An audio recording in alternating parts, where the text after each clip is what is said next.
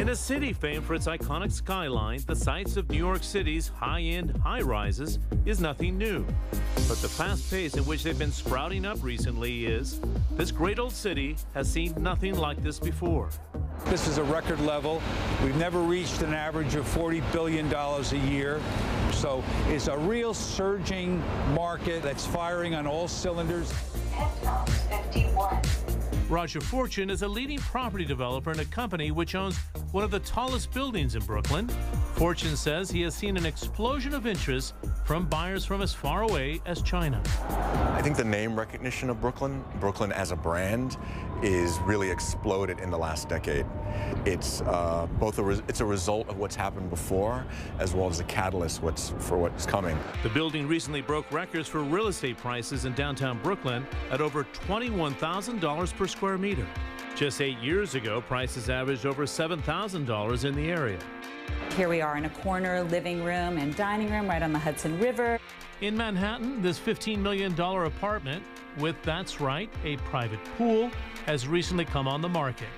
Broker Beth Fisher says hot demand is being driven by a variety of factors, including New York's emerging role as a technology hub.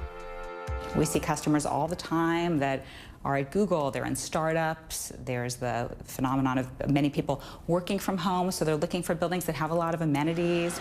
But there may be another equally compelling reason for the construction boom: tax breaks, which both buildings receive.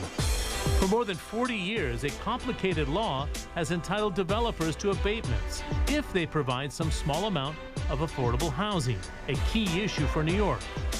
The tax breaks may expire in January, and this led to a flood of building applications. Whenever developers are looking to get their foundations in the ground by a deadline, they either know the law is going to change in a way that's unfavorable, or they believe the law could change in a way that's unfavorable, and they want to avoid the risk. For now, the future of the tax breaks hinge on whether a deal can be struck between the labor unions and developers before the January deadline.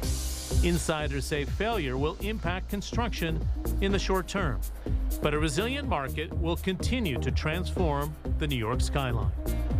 John Defterius, 1 Square Meter, CNN.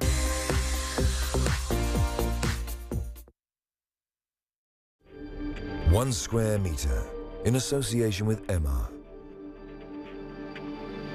Inspiring lifestyle today.